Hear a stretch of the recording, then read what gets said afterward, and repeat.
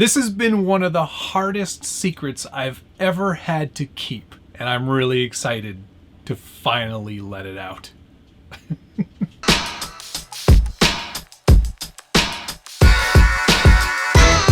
Welcome back to the Scale Builders Guild. Thanks again for watching. This is the first look and review of the new Axial SCX10III. It's March 19th. Today is the official release date of the new Axial SCX10III, and I've got all of the details. It is an early release prototype. Most importantly, it is a complete kit and will be presented at retail as a kit first, which makes me so happy for all of the builders out there who love building trucks. This is going to be a great kit for you to start with. I don't want to waste a lot of time. There is a lot to get through, but it's really important that we cover all the details of this entirely new, well, okay, it's not entirely new. The wild bore drive shafts are a carryover from the SCX10 II. Otherwise, it is an entirely new truck. Let me give you a rundown of the basic features that are on this truck. Yes, it is a Jeep. Now, I know most people are already saying, not another Jeep. But this is cool. With over 25 injection molded body parts to add to the actual realism. We're talking fender flares are molded, hood latches, rear view mirrors, door handles, rear tail lights, full roll cage, really cool interior, which is a nice depth interior as well. Driver body is included. You get a couple of different hat options as well. To keep with that realism, Axial's done away with any exposed body clips. They're all hidden now, both front and rear, to maintain that smooth look on the body and to help fool people in photos, if that's something you want to do. It's really good looking, and we'll get into that later on. Why don't we start with the replica V8 engine cover with air intake, belts, and pulleys for added realism. This is a really nice piece, and I will get into more of the specifics and the details of it in a minute, but I will say right away, LS swapped the world. I think it's time. There is a all-new transmission and transfer case with all metal gears designed to replicate a full-scale vehicle. So your motor is going to be up front and fairly low on this chassis, mated to a 2-speed transmission and a transfer case that includes dig. Axial allows you to build it with the dig, with the 2-speed, without the dig, without the 2-speed, or a combination of those two in any way that you so choose. It is very cool that they're allowing for multiple ways of setting up that transmission. The AR45 axle, which is a new axle, is the new Axial portal axle, and this is AR44 width, so you're getting a standard axial width axle that does incorporate portals. The front axle has a front offset to the driver's side, which also works very well with the Wrangler JLU body. This is a new 2-piece, or in fact, it's actually a 4-piece C-channel chassis, 2 pieces on either side, allowing for multiple wheelbases without having to do any further adjustments other than your links. This is actually a carryover from the Vitara Ascender. There's an option to mount your battery in 2 different locations for standard and shorty size packs. There are also 2 locations for mounting those batteries, and I'll get into that later on as well. These new hard anodized shocks are 90 millimeters in length and are very similar to the Capra shocks that came out not too long ago. They have the bleed cap as well, so they're very easy to set up. 6 millimeter stainless links all around are included and come with stainless steel pivot balls on all suspension points. There are full fender liners.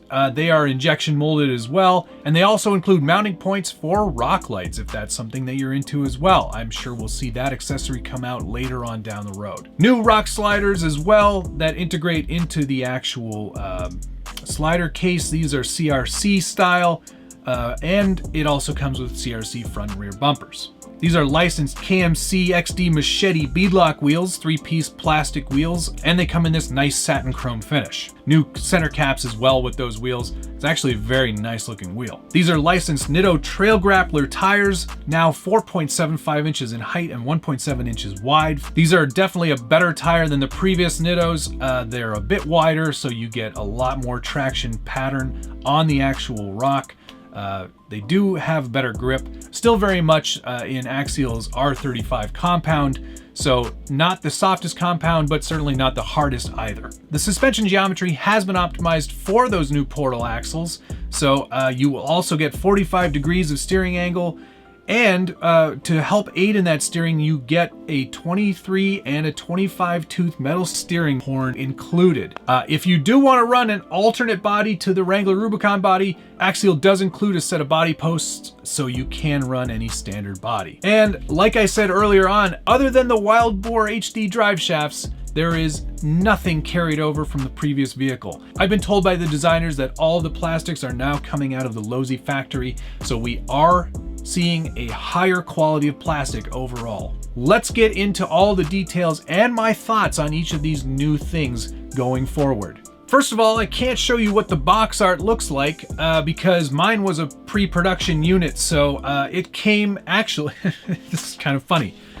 It actually came in this Viterra Ascender box, which at first when I got it, I was like, oh great, the Viterra Ascender.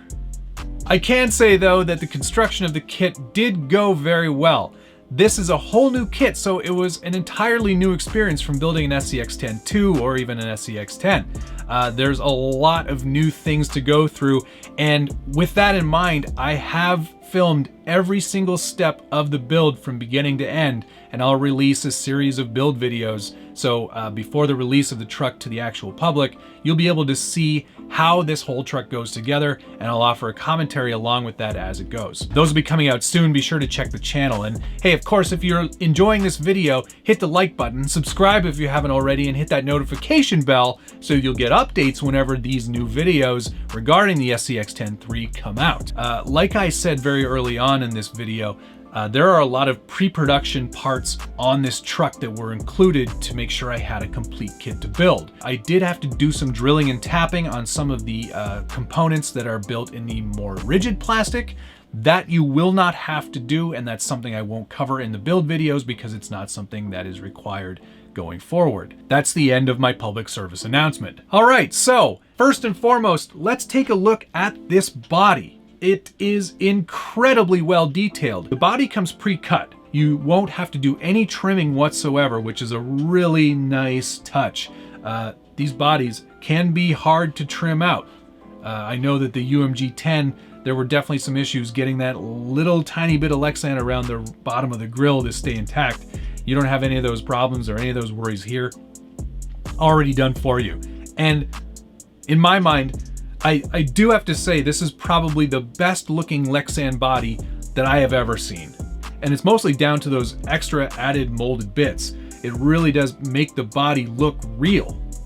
It just adds another whole layer of realism, and this is by far, in my opinion, the best looking body, not just from Axial, but from anybody. And I will say that they did a really excellent job of not just molding the body and all of the additional plastic parts, but keeping it within the actual scale. I did some quick measurements. It's around 9th scale because I have this Wrangler Rubicon that I printed, and this one is actually 100% 9th scale. And early on, when this body was in pieces, it fits directly over this. There isn't much that they missed. It's really, really, really, really close to the real deal. The high clearance fenders, these are standard on the Rubicon model, and they look right at home here. They are molded plastic. They attach to the body very firmly, lots of screws. There is a front radiator that includes the headlight buckets, which are actually chromed on the inside too, which is a really nice touch. Door handles look great. Wipers and cowl hood with the intakes looks really awesome. The hood latches are super accurate. The tail lights are super accurate. Overall, it's a really great looking body. They did a really nice job. This is the kind of detail work that they're going for. They even got the fuel filler cap. and it's may not be easy to see there, but it says fuel in really tiny letters on there. So the molding quality is really excellent. My sticker sheet wasn't complete, so there are some stickers missing. Most notably all the hinges for the doors. They weren't on the sticker sheet. They will be though. That's one of the reasons I had this pre-production model, to make sure that everything was included and nothing was missed. The tint on the windows is really nice. I opted to not tint the front windows because they're not tinted in real life. Same thing with the windshield. I wanted to be able to see into that really nicely detailed interior, which is faithfully accurate to the actual full-size truck. The only difference being that the molded plastic roll cage, which is a different color plastic than everything else, it's a gray color. I don't remember, I don't think it's going to be that color in the production models, but it's really nice to have that. It's not totally accurate to the real deal, but you know, it's nice that they included something in there. It does add a lot of rigidity to this body.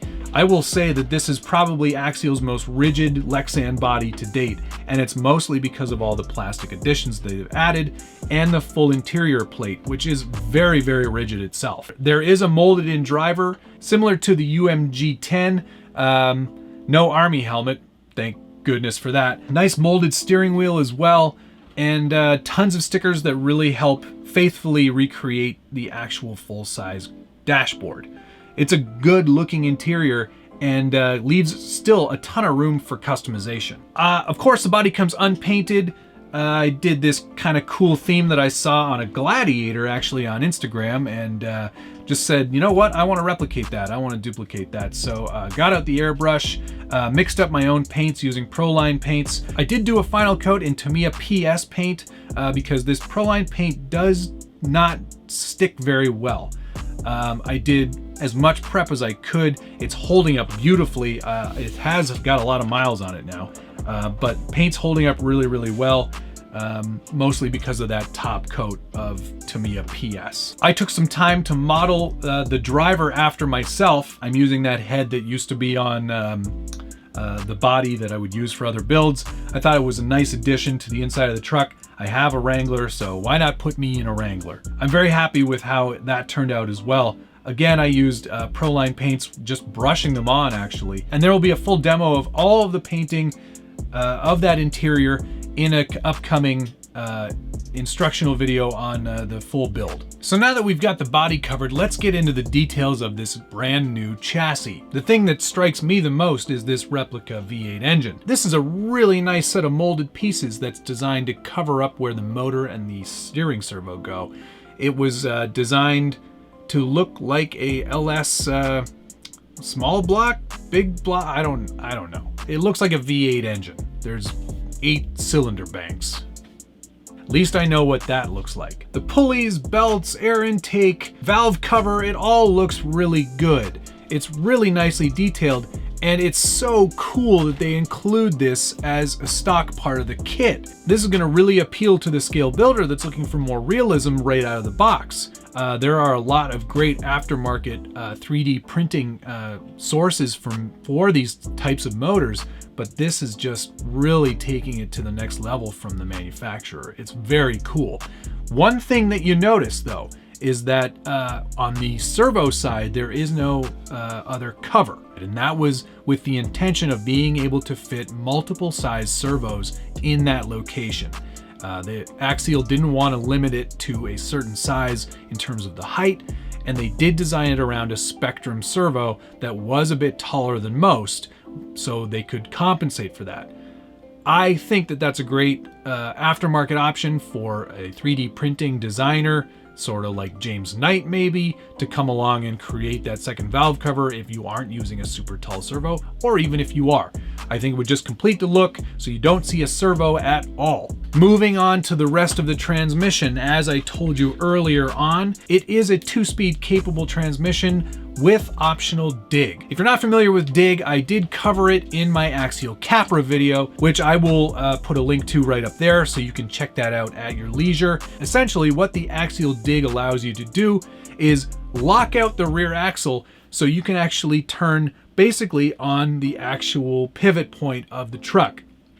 It makes for very tight turning radius and is a really fun little feature to add to a trail truck. I think it adds another dimension to driving capability and will certainly be something that I will install on every truck that allows for it going forward. The 2-speed part of this transmission isn't something I necessarily would recommend, nor do I think is actually even necessary in a trail truck, mostly because if you're going to be running a brushless motor system like I am running a 2850 kV slate motor paired to a Castle Mamba X. That gives you plenty of wheel speed. So I don't really think that it's necessary, not something I would probably install, and something I'll probably actually even take out of this transmission. One thing to note on this truck, because it is using portal axles, you will want to get a motor with a significantly higher turn rate or kV in order to compensate for that reduction at the axle. I don't have any of the actual ratio numbers here. I'll see if I can get them, and I'll put them in the description below if I get them in time for the release of this video. Both the 2-speed and the Dig are controlled by, in this case, Spectrum's SX1007 analog surface servos. These are the recommended servos. They ask you to buy this servo because it includes the plastic piece required to make the actual servo saver work. Which is kind of a bummer. You can buy that piece separately. I think it's like $4, and there is a part number that I'll link down below. And it would be great if they just included those parts in the actual build kit rather than make you buy the servo or the piece separately to use your own servos. Installing a steering servo. This was another point that I had a little tiny bit of trouble with, and I'm not sure if it's because I'm using the Reef's Raw 500 servo or not, but it did require a little bit of trimming of the mount in order to make it fit properly. The way that this is designed, the driver's side shock tower is actually butted right up against and part of the actual servo mount. So you kind of have to make sure that you're using a servo that will fit. I had no trouble doing the trimming. It's not a major trim, it's not structural. So getting a different size servo in there shouldn't be an issue. And that's part of the reason why there isn't a second set of valve covers, because they wanted to make sure that any servo could fit in that location. And in fact, you can actually see a little indentation in the plastic motor cover specifically for the wires coming out of a taller servo. So not a big deal, but certainly something to keep in mind. Speaking of steering, this is a pretty interesting setup for the steering horn and panhard as well. It's really great that a metal steering horn is included, whether it be 23 tooth or 25 tooth, depending on your servo. Axial's got you covered there. The panhard mount is a bit wacky, and I'm pretty sure it's because of the portal axle design and what it has to actually kind of work around. It's really important that you get that panhard set up properly when you're building it, and I'll make sure to go over that step in the step-by-step build video that will be coming up shortly. As I mentioned before, molded plastic inner fenders are included. These are designed to work specifically with the JL body, but I'm sure that you could trim them yourself to make them fit with any aftermarket body that you might choose. There are included mounting positions for 4 rock lights, which is really nice. It's a really nice addition. Moving down a little bit further, all of the shock towers are of a much harder plastic compound. There is still some flex, of course, but these pieces are designed to be stronger than everything else on the truck. A lot of the cross members are also of this same material on the chassis. So lots of really nice design elements too. The way that the inner fenders integrate into the whole shock tower and the panhard mount and everything is really smooth and really nice. And you can see even the lower slider is a perfect match to the inner fender. It's a really nicely designed truck, and you can tell that they spent a lot of time on the detail work.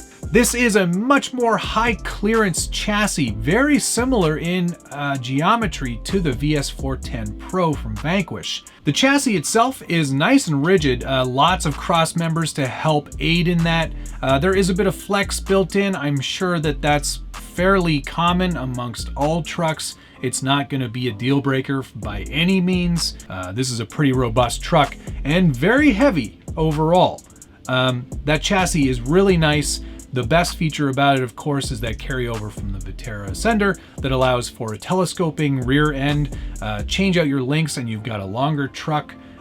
Depending on the wheelbase you're looking for, if you're going to be comping with this sort of truck, it's really nice to have that as a setup option right away. Having the option to mount 2 different battery trays is really nice. The short style packs or the longer Expedition style 5000 milliamp style packs will both fit very nicely in this truck. Axial actually made indentations in the rear fender liners, so you could run the pack horizontally across the rear chassis rails. In regards to these battery trays, I've decided to mount both. For the time being, one's serving as an ESC mount, and I'll tell you why in a second. I've also got the more horizontal one installed. It does add more chassis bracing, so for me it just made sense to put both in and keep everything a little bit more rigid.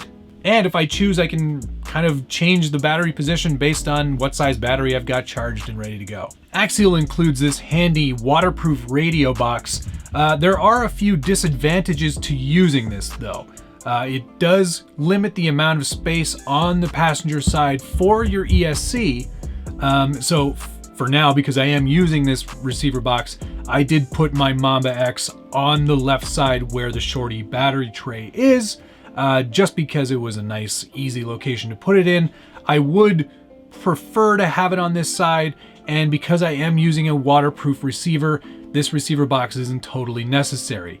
Despite the fact that this truck was set up and designed with the hidden body posts in mind, there is a nice brace between the rear shock towers to allow you to add some body posts there, and right behind the faux motor as well. Plenty of mounting points for standard bodies if you don't want to use the hidden body system. So it's really nice that they did think about that, and people might not like Jeeps. The balance of this chassis is really, really well done. If you were to have the setup that they intend, having the ESC and all of your electronics on the passenger side and a shorty pack on the driver's side, this is a very well balanced truck. And I'll get it on this scale here just to confirm those things. Otherwise, running the pack horizontally along the rear rails in its other intended position is a really great way to have a nice long runtime. It doesn't affect the balance because it is nicely positioned right over the middle of the chassis, so you shouldn't have any trouble there at all. These shocks are really great. I've been running this truck for a fair amount of time already, and they just react so nicely to the shock oil that was actually included with the kit. I believe it's a 30 weight oil. It wasn't labeled, I'm presuming, but I'm pretty sure that that's accurate. There are 2 different spring rates that are included. The more firm springs are intended for the front, as this is a very front heavy truck, and the softer springs in the rear. Lots of adjustment. The bleed caps at the top make filling these and setting them up a total breeze. They are really, really well designed and smooth shocks. If you have a Capra at home, you know what I'm talking about when I talk about these shocks, as those are just a longer length version of these. Really nicely put together. I did add a little bit of green slime when I was assembling, but I didn't find that there were any troubles with any leaking whatsoever. They are a really great shock. I am definitely impressed with those. Oh, one other major point that I wanted to make about the construction and the building of this kit is that every single part comes pre-cut off the tree. So you won't get those annoying parts trees. Everything you need has already been cut from those trees and packaged very carefully. So each step gives you the required number of screws, hardware, whatever, what have you, and all the plastic pieces required as well. It was a really excellent construction and really excellent kit in that regard, and very happy that you don't have any additional plastic to throw away. In fact, this is all that remains from my kit. There are 2 sticky foam pieces. There are 2 plastic pieces for the shorty battery pack, or the long battery pack that I didn't install, the metal servo horn, and a tiny bit of hardware. 2 of those pieces are the spacers. These spacers are used in the elimination of the dig or the 2-speed. Other than that, there is nothing remaining, and it's really great to not have a whole bunch of extra junk to throw away. The front and rear bumpers are molded plastic. They feel like a nice compound as well. There's a bit of flex built into them so they won't snap on impact. They are CRC branded, which is the Casey Curry line of accessories. The bumper mounts are exactly the same as any SCX10 II, so any of your old bumpers or metal bumpers or aftermarket bumpers or everything that you've got in your collection should bolt on to those bumper locations without any trouble. It's a nice little nod to the aftermarket and the existing products that may already exist, so you don't have to rush out and spend a whole bunch of R&D making whole new things. This is a nice attention to detail, and remembering that these trucks often get modified and don't stay stock for very long. These CRC sliders are really nice. They are built for the JL, so they do kind of mimic the door patterns on the sides. There is a nice slot there as well for integrating the body, so you don't get a lot of that body shake or body roll, and it just keeps everything really firm and in place. It's a nice robust slider. It's a two-piece design, so there is a lot of good plastic there to help slide over obstacles. On the outputs from the transmission, they are the standard wild bore style drive shaft. These are excellent. I've never broken one. I've certainly wrapped around a lot of obstacles and gotten pretty close to bending one, but I haven't broken one, so definitely a nice carryover, and the only carryover, like I've mentioned before, from the old SCX10 II. That is essentially the chassis in a nutshell. Lots to take in, of course, lots of details, but overall, a very excellent package. I'm really impressed. All the design really integrates all the parts, and you can tell that they really thought about it. Moving down, these links, these 6mm stainless links, are the same style of link that came from the Capra. They do have the holes, which are not very scale, but they do allow you to make some quick adjustments to length if you need to. But they're really super strong. These are the new rod ends as well, with metal pivot balls. So one of the mainstays of the old SCX10 IIs was the plastic pivot balls, which everyone hated. The plastics weren't that great, and they would tend to stretch with not a lot of effort. These ones are so much stronger and so much more robust. Those links mount up to these really awesome brand new AR45 axial portal axles. I wasn't always a portal fan, and I still aren't. I still are not. I'm still not totally a fan of portals, especially in a situation like this, where a Jeep generally doesn't have portals. I know you can buy a Mopar aftermarket portal kit for the JK.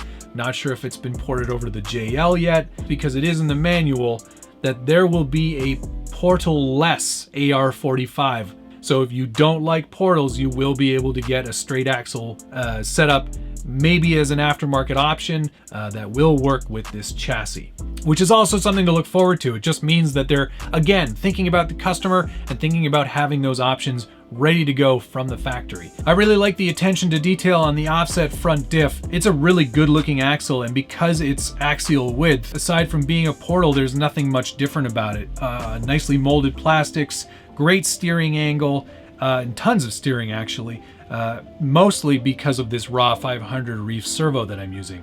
500 ounce-inches of torque is pretty significant. Moving further down on this kit, the included Nitto trail grapplers are the mud terrain style tread. These are 1.7 inches wide, which is significantly wider than the original Nitto trail grappler that came out with the SCX10 II JK, 2017 edition, I believe. These have got excellent molding details. They are the R35 compound, so they are definitely softer than most RTR tires out there. The tread pattern is nice and open, so these tires actually do a pretty decent job of working. They're not the softest compound, so they're not going to be as competent in harder surfaces in cooler climates, but it is a very good looking tire. And when you do the math, it scales out to be about a 42-inch tire, which is big for sure, but when you think about the scale of everything else, it actually looks pretty good. It looks like a lifted JL on 40s, and you can Google that to your heart's content. This is basically what they look like, maybe a little bit wider track width, but other than that, it's pretty much spot on for what you would expect from a modified JL. These 3-piece plastic beadlock KMC wheels are included, new center caps. They really did a nice job on the detail work. They actually do look pretty good. And because it's a satin chrome, it doesn't have that sort of phony, fake look to them. The one notable omission from this chassis is nowhere on the stock chassis to mount a servo winch, which could be seen as a disadvantage for the comp crawler side of things, but I do think the aftermarket will come up with a very good solution. There is a fair bit of room between the front chassis rails right up front in front of the motor to install a servo winch there. You could also try installing one maybe in the rear of the truck and running the winch cable all the way to the front. I think there's a few solutions there, something I'm definitely going to endeavor to solve later on once I start modifying the truck. I did want to keep it stock for the purposes of this review and the run video that you've been watching all the way through, so you're seeing a stock truck, not something that's been modified, not something that's been changed, including wheels and tires. There's no weight added to the truck. Nothing is out of spec as per what was included with the kit.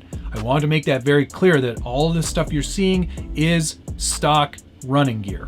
Because they are using a standard ring and pinion, I'm sure that you can use Axial's new ring and pinion to overdrive the front axle if you were so inclined. Definitely something that I'm going to look at doing if I'm going to be competing with this truck. Otherwise, it is an excellent truck overall and a great truck, not just on the trails, but also on the rocks, as you'll see through all of the footage that I'm playing through this video. Weight distribution with the body installed but no battery gives you a 50-50 driver passenger side, the way I've got it set up with the ESC on the driver's side, and a 55% weight bias to the front and 45% to the rear, which is really tremendous for a stock truck. They did a really good job of designing where that weight was going to go and to keep it all forward biased. As stock, it is a very heavy truck. The total truck weight is 3.16 kilograms or 6.967 pounds. So just under 7 pounds for a full truck without battery. Definitely not a lightweight, but certainly very nimble on the rocks, as you'll see in the running video. I was really impressed with the driving dynamics of the truck overall. It's very well balanced. It does a great job of getting over obstacles, side hills very nicely, climbs amazingly well. When you have a nice, smooth drag brake setting, you can do some really extreme declines without anything getting upset or interrupted. It is a really nice performing truck, and I'm really impressed with the quality of the kit overall. One of the issues that I did notice though is that there is a fair bit of slop in the overall drivetrain. I wouldn't say it's an unforgivable amount based on the fact that this is set up to have a 2-speed and a dig.